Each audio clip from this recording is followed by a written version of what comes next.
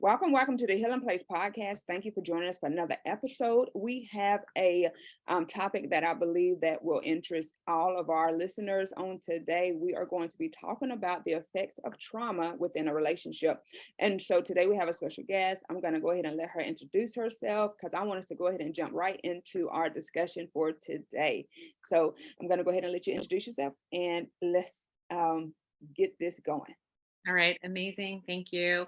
So my name is Laurel Soleil, and I am a psychotherapist, formerly trained psychotherapist, and a relationship coach. And I've been at this, I guess I graduated in 2006 with my master's, so it's been a long time. Somebody else can do the math on that one. I'm not really sure how long it's and my focus has always been on trauma and relationship. And I originally started in private practice, working one-to-one with people, and now I do mostly group online, and one-to-one still, but all online, like remote. Mhm. Um, and it's all relationship and trauma focused, and sort of like why?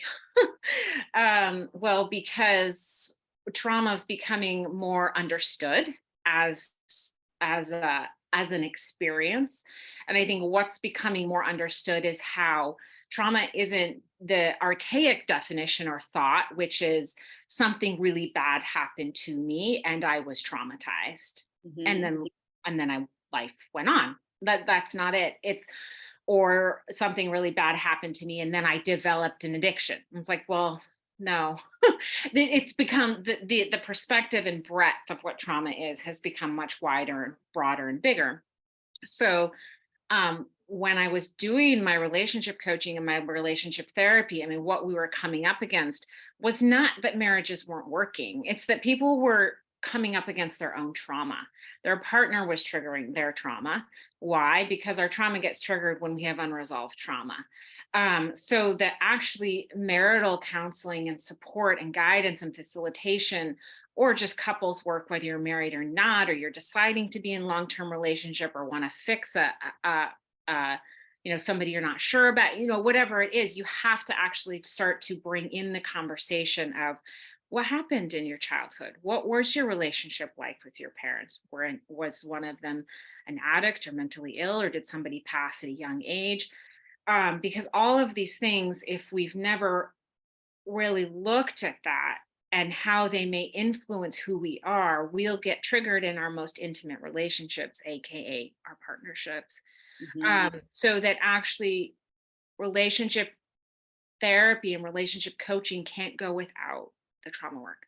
Okay, so that's sort of why I focus in it. That's a little bit about me. Just I've got 3 kids. I live very internationally. Um, I've been married, divorced. My eldest child is a shared custody, so I get the turmoil of that.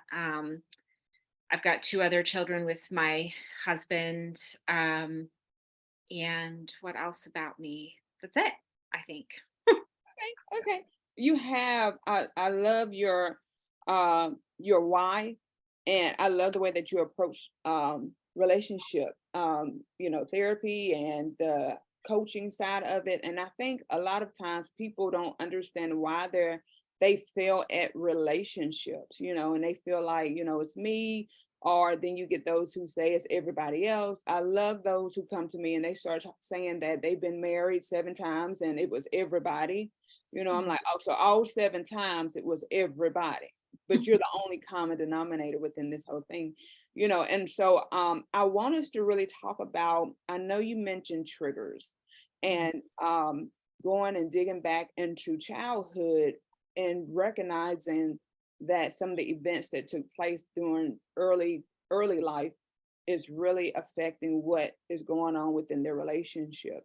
So Mhm. if someone came to you today and they said to you, hey, I'm married and my spouse isn't being as intimate with me as I desire. And then, the spouse says, well, I tried to touch them, but they don't want me touching them, Mhm. and there's a breakdown.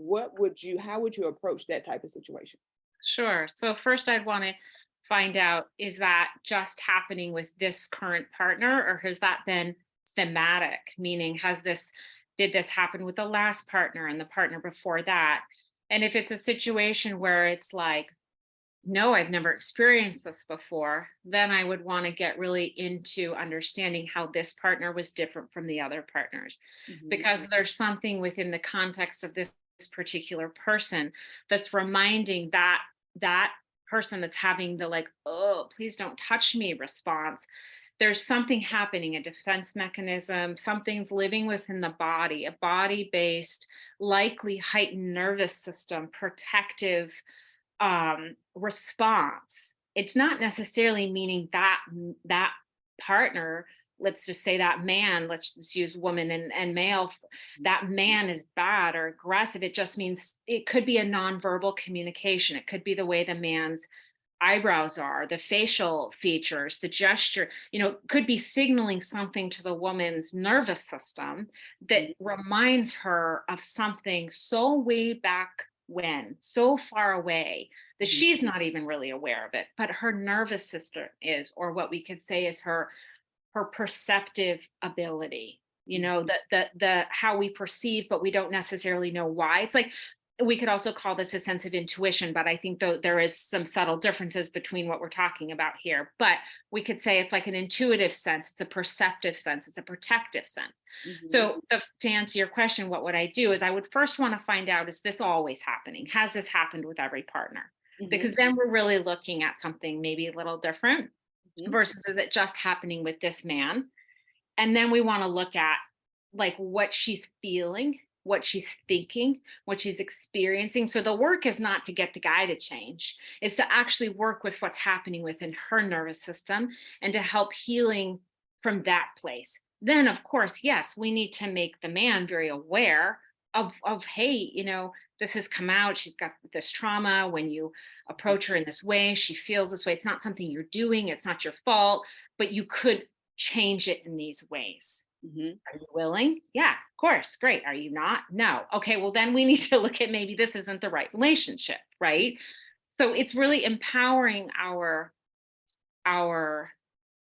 selves. I guess our it's increasing our sense of awareness and understanding of what's actually happening in the relationship. So we stop the blame, we Mhm. stop the shame, we stop the you're doing this, and we start to understand why we're feeling this. And then Mhm. we get really clear from each other whether we're going to do the work to change it or not. Mhm. Mhm. I think that's really good, and I wanted you to go into that because I want the audience to understand that this type of work, number one, is a individual work in the beginning. Yeah. It's not about where you're gonna sit down and you're gonna find fault in the other person. No, because if you're the one that has dealt with the trauma, you Mhm. have to get healed first, even in order to be able to look correctly at your partner. So I know we talked about in our earlier conversation about how people will begin to cope with alcohol and drugs and things of that nature, and because of the traumas, and they don't realize that they've been through trauma. It's Mhm. almost as though they went, like I said, it's normal now, Mhm. but going through it, say when you were a child and you might be in your 40s or your 50s now, and not realizing that you're angry, you can get sometimes where you are depressed, or you just are irritable and frustrated, and then your coping mechanism is, I'm gonna go and drink, or I'm gonna go and do drugs, or whatever way they feel like they need to release. And here it is, you're in a relationship, or you're married, whatever it may be, and it's causing so much turmoil within this relationship. Mhm.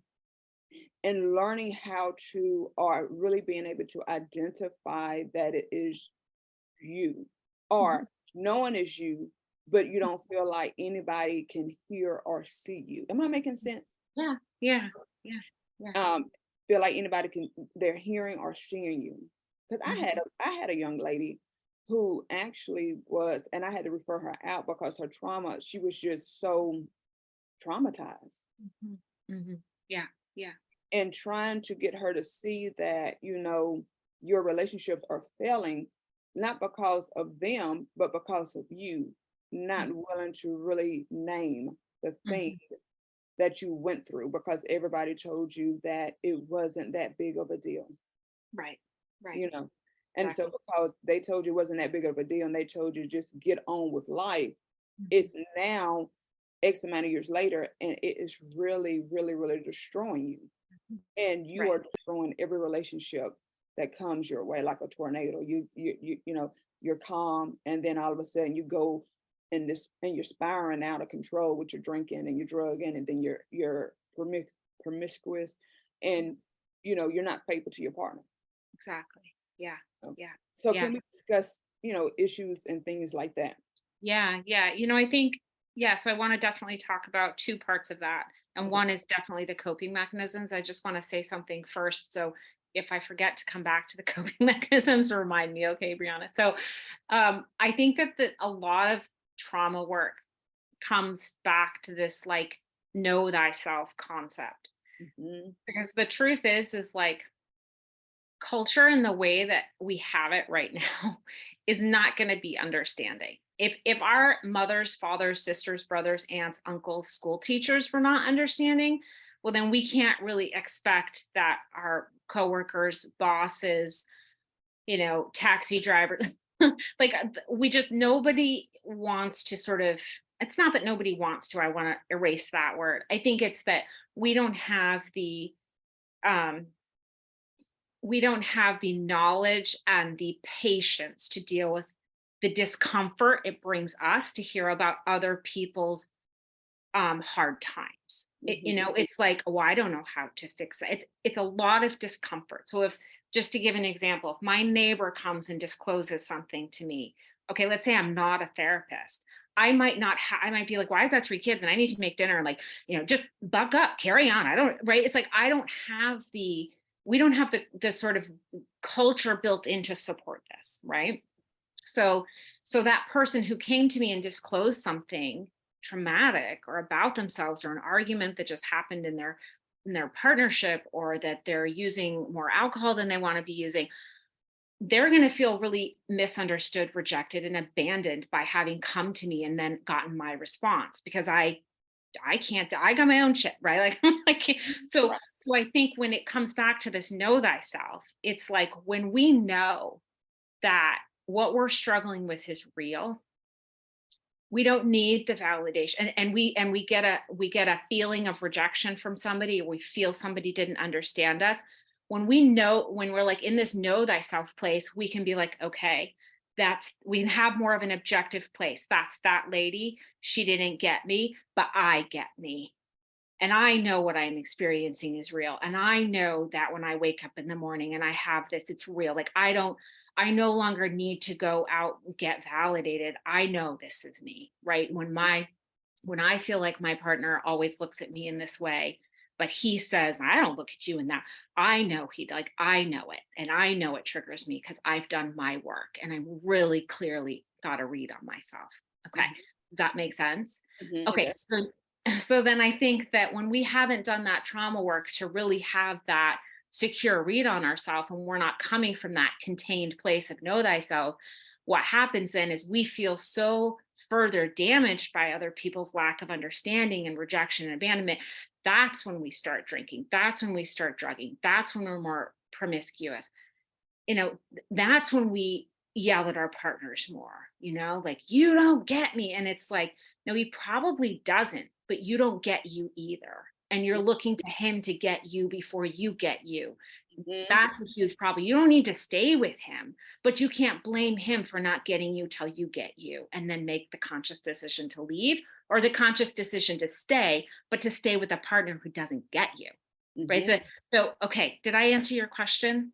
Yes, I think that was Okay. you did. I think because it made me think about how many times people say that, and that's where we're at, right? So we're in that place where people are saying, "You don't get me, nobody gets me," blah. But it's like, but like you said, I love what you said, but you don't get your own self. Yeah. Yeah. You don't get you, and because you don't get you, I'm like, because you don't get you, you don't get to project that off on other people. Exactly. And that's what you're doing. And so now, you are in the phase of I'm gonna let this person go. I'm not taking this, I'm not taking that. And it's like you might be letting go of some really good relationships Mhm. because you refuse to do, because a lot of times people are refusing to do the work that they need to do Yeah. because it hurts. Nobody wants to sit in that hurt, because in order to heal, you have to revisit it. Mhm. You have to. I mean, that's just the bottom line. You have to revisit it. And yes, it's gonna hurt. I'm Mhm. sorry, but Mhm. you have to in order for you to be able to get over it. Because if you can't name the thing, That's it right. it's bound to continue to haunt you. I call it a shadow that's going to continue to just follow you throughout life, and it's going to peep out, and then it's Mhm. going to go back in, then it's going to come back out. And so doing the self work Yeah. is so important. And for those who get in these relationships, I think for me, a lot of times people can see the red flags of someone who has dealt with trauma, Mhm. Mhm. and they see the red flags and they still go past the red flags like it's and go forward, and then they wind up in these relationships and they don't know what to do with them, with the That's right. people that they're in relationship with.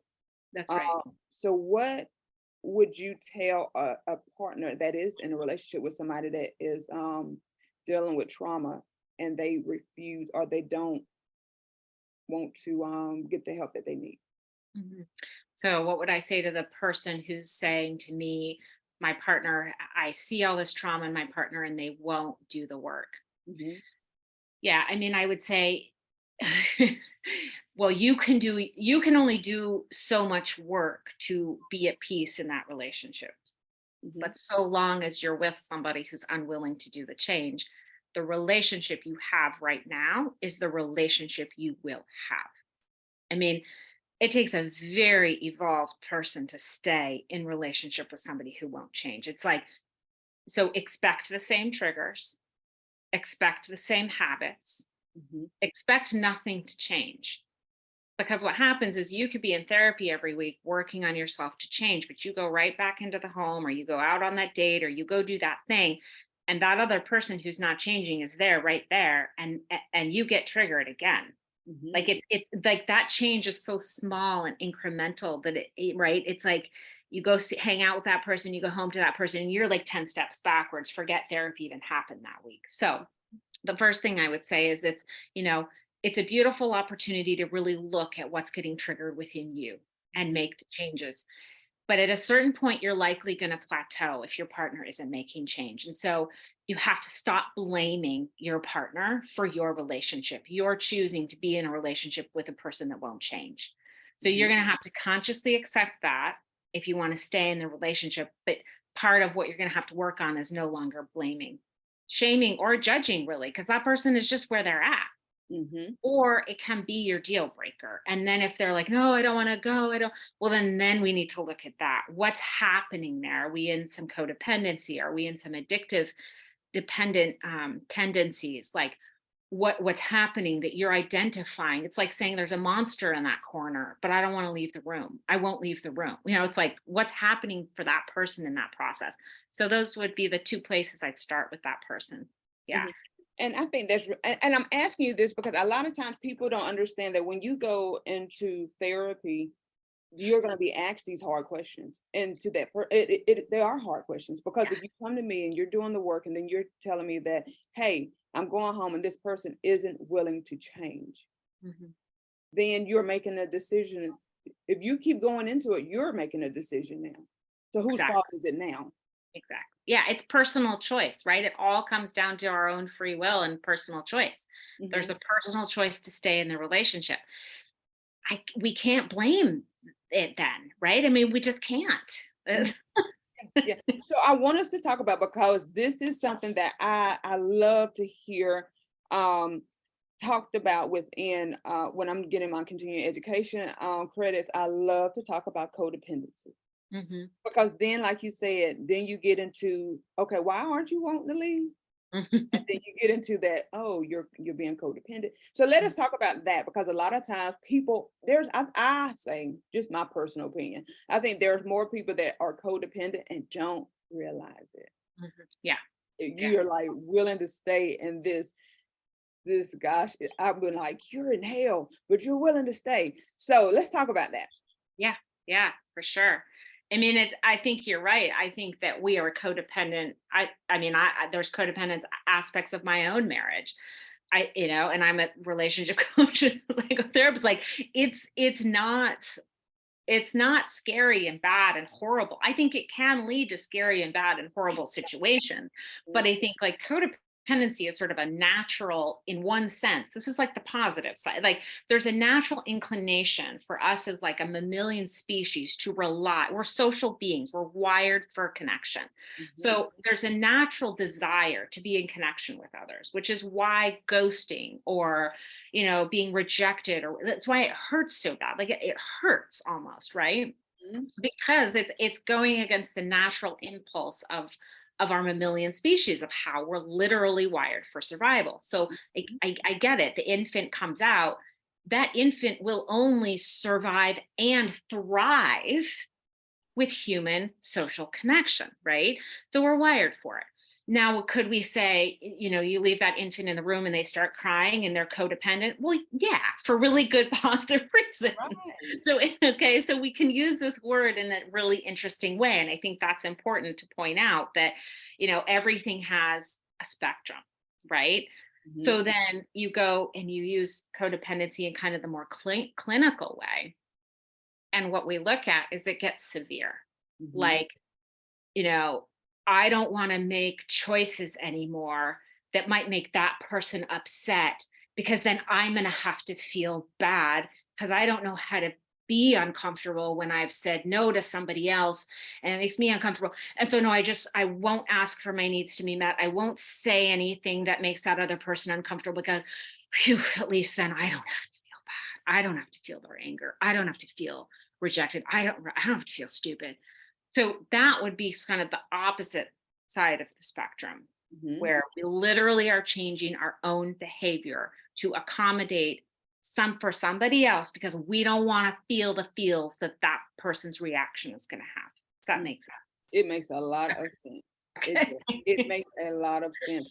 I have had a couple of people that I have had to help would kind of facilitate a process that they were going through, and it was teaching and trying to get them to get to a place of being assertive. I said there's a difference between being assertive and aggressive. I said, but to be able to articulate your wants and your needs and your desires, I Hmm. said, not meaning that people are going to hear you or necessarily say they can, but you have to get to a place of being able to accept it, for one. Um, Two, being able to articulate what is it that you're wanting, and Hmm. then being able to handle if they say no. Yeah. Every relationship doesn't mean that it's going to be a lifelong relationship, and some relationships just have to come to an end in order for you to be able to grow. Hmm. I Hmm. can't grow if I'm constantly having to adapt, and I want to, it's a word I want to use, but if I'm constantly having to, people like to use the word submissive and such to me in such a negative way, because I shouldn't have to constantly submit to me being a lower than who I really am. Does that make sense? So I Hmm. don't want to lower myself as a person, as a woman, just to Hmm. make you happy. Yeah. There's a thing I can compromise, but I'm not going to constantly lower Yeah. who I am, because if Yeah. I have need for, like you said, affection, Hmm. because we all want to be in relationship, and then especially healthy relationships. And I'm Hmm. saying I have need for affection, and the way that I receive affection or love is I just use touch, Hmm.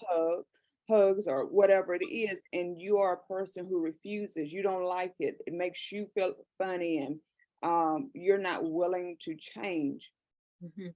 and you're hearing me, then that's not you. I want people to, our listeners, to listen and hear what I'm saying. It is not you. Yeah. Nothing is wrong with you. Everybody is entitled to how they feel they want to function, Hmm. whether it's healthy or toxic. That's their Hmm. right as a human being. Hmm. Just like it's your right as a human being to function and to get through life the way that you feel is healthy, or helps you get through. But it's not fair to yourself to continue to be in relationship with people who aren't compatible with you. Mhm. A lot of times people feel, I was talking to someone, I want to get your advice on this. So I was Mhm. talking to someone and we were talking about relationships, and this person is very desperate for a relationship.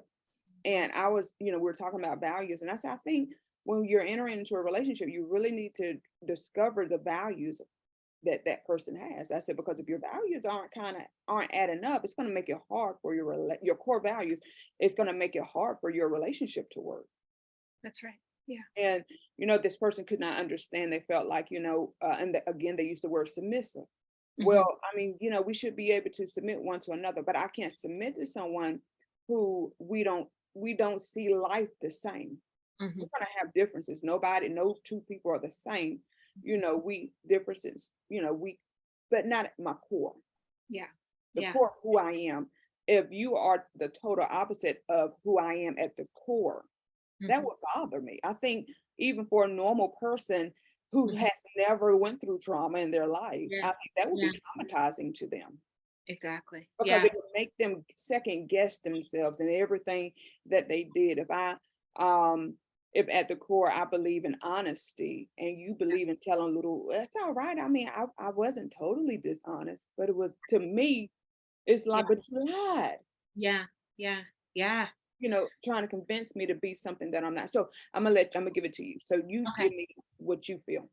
Yeah. So I think it's such an interesting way for us to actually bridge into how childhood and relationships with whether it's your parents or a stepfather or a carer, um, what that relationship was like. Because I think a lot of us stay in adult incongruent relationships, like meaning relationships where our values aren't the same, is because and we don't realize we have choice, or we feel we don't have choice because as children we maybe were in some really compromising situations with our parental, I guess that's the better word, right, parental figures, Mhm, and we didn't have choice. mhm, And many times, whether there was alcoholism or mental health issues, or a parent leaving, or a parent saying, if you're not good, I'll leave, or domestic abuse or sexual abuse or neglect, many times we actually felt as children that there was no choice but to comply in order to make that person happy enough that it, because a child has no choice but to imagine it must be their fault, right? They don't mhm, have the adult brain to reason and rationalize, so children are always thinking it must be their fault. Parents are fighting, must be my fault. Dad's drinking, must be my fault, right? So so the point I'm trying to make is like, I think we find ourselves in relationships in our adult lives where we feel like we have to be submissive to make that person happy, because that is mirroring a lot of childhood parental relationships. mhm, But I think the work, then the therapeutic work, is around self advocacy and like, let's heal that little girl or that little boy inside of you that literally feels like you have no choice. Like, no, you don't have to take it. You mhm, feel submissive because you are being submissive to a situation, to a familiar pattern, mhm, but it's not one you have to stay in. So I think like what you're saying really bridges back to how, again, we don't have to have had this epic traumatic event in our childhoods to be acting out trauma in relationship. We just maybe had to have a really adverse childhood experiences. mhm, mhm. And then does that make sense? It makes a lot of sense because I mean, it just brings back so much. For myself, I remember raising my children, and I have a daughter that is very, she, when I say advocates for herself, she advocates for herself. You have to be careful what you teach your children because they'll bring it back to you. And so I can remember going through something with her, and it was just like she said something to me that made me stop and think as a mother. Like, this is a little person that I brought into the world who thinks for herself, has her own mind, has her own way of seeing things, Mhm, who doesn't really understand, the way that I'm thinking. She just mhm, sees the world through her own eyes. mhm, And I said, you should be happy. I said, you should be happy because I provide this and I provide that. And she came back to me and she said, but aren't you supposed to? Well, you're right. Yeah. So when you think about it that way as Yeah. parents, we are pushing off. You're supposed to be happy because this is what I'm doing, but you have other needs. My daughter at that time needed me to be something more to her than just a provider, That's right. because I was supposed to provide. That is my job. That is a part of my job. She doesn't have to do anything in order for me to this. I have to feed her. Yeah. So why would I push that off like you should be happy I'm feeding you? No, you should. Right. No, she doesn't. What do you mean? Be happy. That's what, aren't you supposed to feed me? You know what I mean? And so as adults now in a relationship, Mhm. you're with a partner. So like you said, let's talk women and men. And Mhm. so the woman is being told, you have a good man because he's a provider. Mhm. Mm. He doesn't love me. He doesn't talk to me. Emotionally, he's zero. We sit in the house. We just don't do nothing. All he does is provide. Mhm. And everybody around me is telling me, because as a child, I was told I should Yeah. be grateful. And now here it is, I'm told again, I'm supposed to be grateful, as though this is all I can. I'm only good for Mhm. this and nothing more. I Exactly. have no voice. I don't get to express how I really feel because it would be demonized to do that. So I'm miserable. So Mm. then you wonder why, and we get back to the coping. So now you're wondering, why am I drinking all the time? Well, that's why. 'Cause I'm drowning in emotions that I don't have permission Mhm. to, or I don't feel like I have permission to be able to express. Exactly. Yeah. Yeah. And also like, so then the affair happens, right? Well, you go find somebody else, you know, Mhm, and it's a quick fix. mhm, mhm. Yeah. Yeah. Yeah, exactly. Yeah. And, I had a situation where I was with a young lady, and, as therapists, you try not to you're not supposed to. But I was listening to her story, and I found myself, when I got off, I had to go call a colleague to debrief because I felt so bad. Mm. I did. I felt bad because I was thinking to myself, wow, wow, like how much more could a person actually take within a marriage? Mm. Mhm. How much more could a person actually take, knowing that I have said what I wanted and it's been ignored and ignored and ignored. And then the teachings, because it wasn't, because sometimes we have learned behaviors, Yeah. and our values are based upon what we've learned, Mhm. and not basically upon us developing developing into who we are and Mhm. what we like and what we feel is right and what we feel is wrong. We just kind of adapt to what we've learned. Yeah. Yeah. And so what is going to be better for me, I can't make that choice Mhm. because That's it's right. going to go against what I've That's right. learned. Mhm. Yeah. So and I believe that that causes another level of trauma for Mm. that person.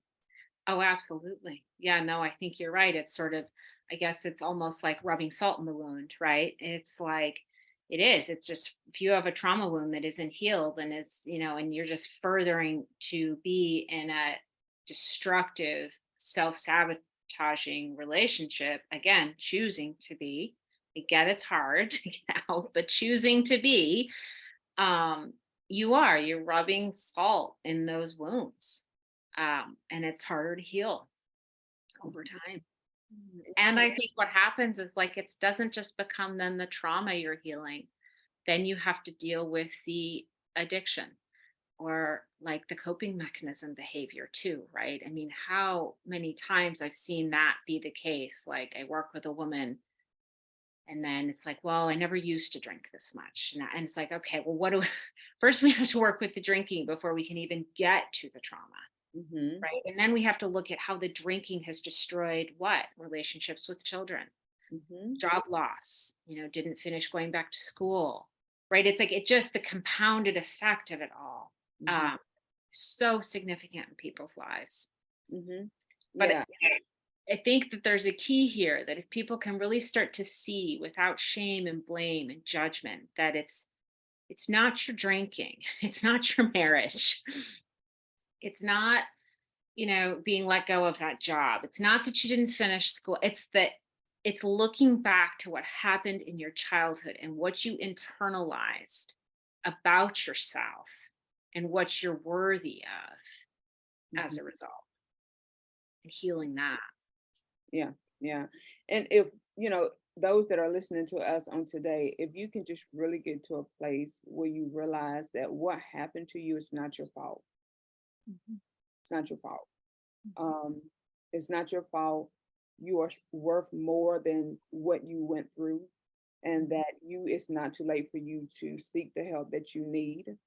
You mhm, have choices. You mhm, don't have to stay where you're at, regardless of a relationship, regardless of your mental state, mhm, emotional state. There is help for you. And um, the choosing the right person to go to is very important, because you do want to make sure that you are within a therapeutic relationship, or your therapist is able to provide you and with that non-judgmental atmosphere, because there's nothing that you have went through that tons of other people haven't. mhm. There's nothing Yeah. that should be able to hold you down in that level, in the level of shame and guilt that you feel. A lot of times people are in leadership positions, and I'm starting a group locally here in town called my nonprofit is called the Restoration Haven, and it's more so for leaders, Mhm. because leaders when you're in the public eye, you are expected to be a certain type of way, Yeah. right? But you're not supposed, and the thing about it is you're not supposed to be human. So you're Yeah. not supposed to go through things. You're not supposed to ever hurt. You're not supposed to have emotions and things like that, but you do. And so where can I go to be able to disclose, or be able to just process, hey, Mhm. guess what? I met somebody who triggered me and made me think about. Yeah. And I thought I had forgotten it. I thought I was over it, but I'm Mhm. not, Mhm. Yeah. you Yeah. know. Yeah. And the thing, I remember working in the hospital, I would never forget this. And this is what made me really, really think about it. So I was friends with a doctor, Mm. sweetest person you would ever want to meet. Oh, she was funny. And then when we started having these presidential debates and things, Mm. and she pulled me to the side one day and she said, I'm leaving the country. And I thought she was joking. And I said, well, wow, where are you going? If you're going, I'm going too. And she said, she started crying. She said, I can't take what's going on. It's making me think about. And she told me something that happened to her when she was in college Mhm. that she never processed. Mhm. And she said, I can't tell my husband.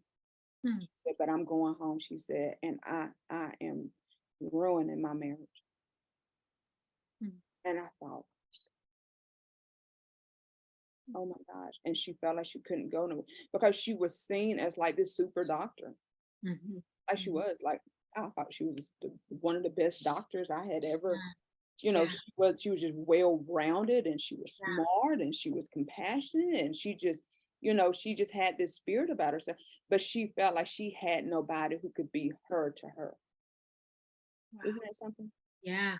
Yeah. When you notice that something is bothering you, and you feel like you have no place for somebody to um, trusting that you can go to, Yeah. you know. Yeah. I mean, talk about feeling alone, right? Alone with your trauma. And then like you don't feel it's sort of like the monster in the corner of the room that just took over the room and now the monster's driving the car, running the show. Hmm. You are just completely alone with that. Hmm. Yeah. Yeah. Yeah. Mhm. And and sometimes you can't escape. And just using that as a Mhm. scenario, because this was on TV, like Mhm. you turn it on, you see clips of debates and clips of what Yeah. somebody had said, and it was like nowhere she could go Yeah. where she couldn't hear it. I mean, she would go visit Right. patients, their TVs would be on, or they would be talking about it. What do you think about this? And it just, she would go home, and, her husband was, big into politics, and it was like she had nowhere she could escape it, Mhm. you know. Yeah. I think it's such a perfect example too of just how our culture has no support. It's like it's not built into the scaffolding or the support of our culture to be there for people with trauma. There's just no room for it. I think the conversation's starting, but like all conversations, it's quiet, it's in the background, and it's going to take, decades before, right? So, yeah, I mean, that's a really sad experience for this woman. Really sad. Hmm. And it's an example too, isn't it, of how trauma really unresolved trauma, I guess, feeling victim to our trauma or powerless to our trauma ends up making choices for our life. The trauma literally ends up making choices for our life. Hmm. I'm leaving my husband. I'm leaving my marriage. I can't say anything. I'm leaving the country I'm living in. I'm like, yeah, yeah. Yeah. I mean, like big life changes. And so, those who are listening, and perhaps it's not you that's dealing with the trauma, but you're dealing with one who has been traumatized and they're dealing with, and you're trying to figure out, well, why are they acting like this? And Mhm. why are they, this should give you um, a different perspective on your loved one. And if you love them and, facilitating the conversation or looking and trying to find help for them and giving them a list so they can, because you want to make sure you always give people choices. And so, do the research for them and just present them a list or something and say, Yeah. hey, thought this would be good. Because I mean, if we want to be able to help and if we really love the people that we're in relationships with, then we will help and assist them to get the help Mhm. that they need. Yeah. Yeah. And suggest to them, maybe this is, even people that you might know, friends who are drinking a lot, people in your life who are using things that you recognize are disproportionate, are they're using them to an extreme, and you're like, oh, I don't know. You could recommend, just say to them very clearly, like, maybe, nothing's wrong with you, but maybe you're having some kind of like trauma response that you're trying to deal with, or, very gently. And I think this idea of always phrasing everything in a question is like, maybe this is could be going on with you. It's like a gentle way to say, rather than read this book because what's wrong with you. um so yeah, but I think it's time, definitely, where we are in the development of the trauma conversation, to be suggesting to people that, hey, maybe this isn't your fault, you don't want to be acting this way. Even anger, okay, this is personal, I'm just going to go into this, but like, in my own marriage, experiencing anger from my husband, right? It's not that he's an angry person. He's actually really not. It's Mhm. not that he wants to be angry. It's not that he feels more listened to when he's angry, but he's an emergency room nurse. And when he's had a hard day, it's coming, his anger, or we'll be like, wow, he's angry, and then we'll be like, you're so angry. He's like, I'm not angry. It's like, okay, maybe having a trauma response, like you're having an experience, having a reaction to something that's happened. But I do, there's sort of this little catchphrase that we can say, which is like, name it, claim it, and change it. And so this is a big one in our family. Like, name it. Okay, yeah, I'm pissed. All right. Claim it, which means like accept it. Like, I'm pissed. You didn't make me pissed. She didn't make me pissed. The dog didn't make, I'm pissed. Okay, now how do I want to be? Deep breath, calm, chilled. Okay. So name it, claim it, change it can be a little. Mhm. And I think it goes back to what you said in the beginning, know thyself. Mhm. When you know thyself, then you understand what's going on within your body, because it's your body that is going. It's like, I wait a minute, I'm feeling some type of way. I'm saying stuff I shouldn't say, and I mean, I found myself going back and going and saying, I'm sorry. I Yeah. said that to you, and you had nothing to do with what I'm feeling or why I am angry or feeling this way. Yeah. Um, but in order to get there, again, you have to get to a place of being able to self-identify. Yeah. Yeah. And and it's nothing wrong. I think, oh gosh, sometimes I want people to take this um superhuman or this savior complex off, or this I gotta be this way mask off. Take the mask off. It's better to be I don't want to say vulnerable, but transparent. Mhm. Mhm. Our Yes. transparency, you know, in the beginning, it might feel or make you feel funny or or shameful, but Mhm. there's somebody that needs to know that it's all right to be normal. Mhm. That's right. That's right. You know, it's all right to be normal. Um, my daughter has anxiety, and I couldn't for the life of me, I couldn't understand anxiety. Like I won't Mhm. even see people. Mhm. If I see it on the paper, I'm like, no, Mhm. no, I'm not seeing somewhere else because no. Um, but I couldn't understand it when she would go into these anxiety attacks, you know, Mhm. because hers is so much different. And so she would become clingy, she would become, or she would pace the floor back and forth, back and forth.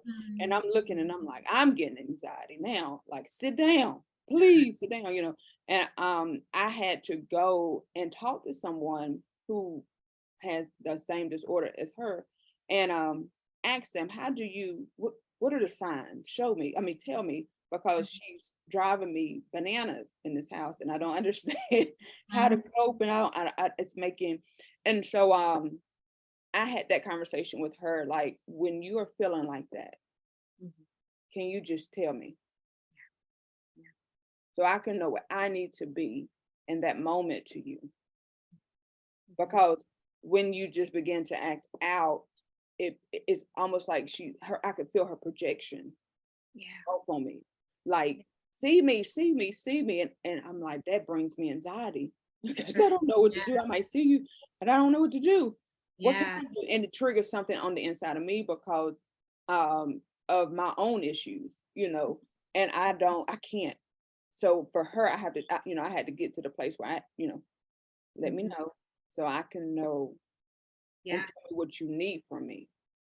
Mhm. So I don't try to be something to you that's going to just bring on more anxiety.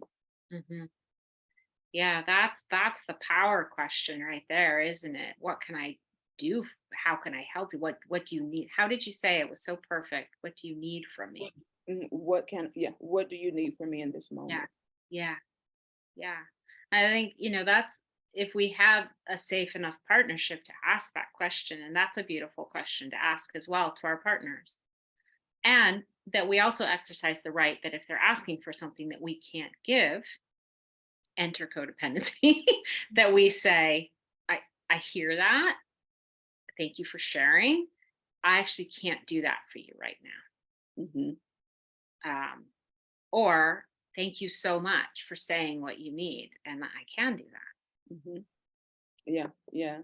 And knowing that it's all right when you can't deliver.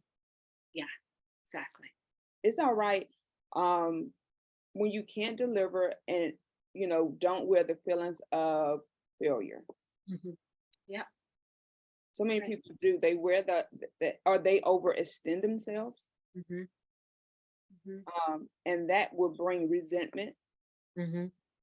within a Yeah. relationship, because after so many attempts of trying to be something that you know you can't be, you don't have the capacity, but you're still trying to do it. You're overextending yourself. You're harboring resentment, and before you know it, your relationship towards this person is going to be one of bitterness.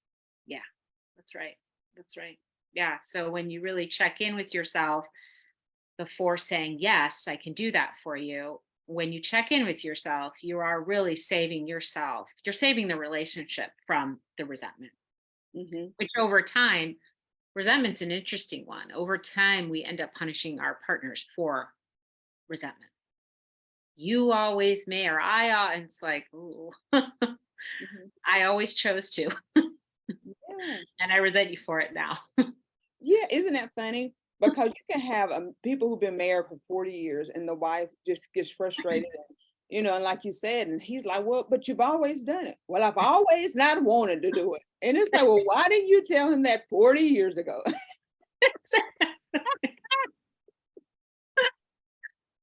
Would Why have did saved you? a lot of money on therapy bills. Yeah, yeah. And it's like, why? When I didn't want to. One of the famous answers that I would get is, well, I didn't want to make them mad. What was going to happen? Right, right. Well, Like, here, what's the worst thing that was gonna happen? So we really, we can address this, but let's really deal with this. You didn't want to make them mad. You Exactly. know, let's heal that part of you, cause look, That's 40 years later, here it is. You've been cooking chicken and you can't stand chicken. well, I didn't want to disappoint you. Okay, so you've been eating chicken for 40 years because you Yeah, didn't disappoint me. yeah, and you're sick of it. Just one day at the table, at the dinner table, you get up. I'm sick of this. You know, you're like, what in the world's wrong with you? So mom's going off. She's slamming doors, and it's like, what's wrong? All of a sudden, what's wrong? I'm sick of you people here. It's like, what's Oh, wrong? that's great. Yeah. So yeah. So I do. I have enjoyed our conversation, and I think we could really go deeper, but and I want us to. So I want us to, if the listeners, if you have questions, if we didn't touch on something that you felt like we should have, we have been talking. I know last conversation we had that you're willing to do at least once monthly with us. So Yeah, that'd be great. And yeah, once a month would be great. I love answering direct questions. So if your listeners want to write in with anything, I think that can lead to some really powerful conversations because likely what one person has a question about is very applicable to so many. So Mhm. yeah, Yeah, yeah. happy to answer any questions. Yeah, I'm excited. I love this topic because it's so, oh gosh, I mean, even we talk more on marriage, but even with friendships, Yeah. I mean, gosh, it's like, you know, you've been friends with this person, but this person is such a big trigger to you, Yep. and Yeah. it's like, well, if they're triggering you and you don't see this friendship really going anywhere, why are you still That's right. in relationship with this person? So yeah, so I want us to really dig more into this so that we can begin to have a society, at least our tribe of people that are listening can begin to have more healthy relationships within their communities, within their family, within their church family, whatever kind of ships they find themselves in, you know, and being able to get to a place where they know thyself, know what you feel That's right. and what you feel, and figure out where is it coming from. Hmm. Why am I feeling this way? Because sometimes it's not even necessarily the person that's sitting in front of you, it's somebody from your past. That's right. So again, I thank you for joining us, and Yeah. we will see you again next month. Okay. If you can tell everybody, we have it in the bio, tell everybody how they can get in contact with you. If you can Yeah. just tell them about your email, because we have some listeners that would be on our that would not see our video, and they Okay. would just click on the link and they won't read. We have Okay. people who don't read, and they will email me and say, hey, I wanted to Okay. get in contact with this person. So if you can just tell Okay. them how to get in contact with you. Yeah. So my email, anybody's welcome to email me, and my website are just my first and last name. So it's Laurel Soleil, but it's just spelled Sole. I'm going to spell it out for everybody. So it's Laurel, Laurel, and then Sole. And that's either, if you want email, that's laurelsoul@gmail, or that's laurelsoul.com. So super simple. Just get a hold of me with anything, questions. If you're like, oh, I'd like a book on this topic, whatever, that's how you can find me, laurelsoul.com or laurelsoul@gmail.com. Thank you. Thank you. So, again, thank you guys for joining us. We will see you again on next month. I will put out something ahead of time so you guys can listen, and maybe maybe we can do an afternoon where we can do a live session too, and then have people to come in with their questions as well as those that write in. So, but we'll talk about it. So I'm excited. I'm Again, up for all the above. So you just let me know what your listeners want. good, good. Again, thank you for joining the Healing Place podcast, and we will see you on the next time.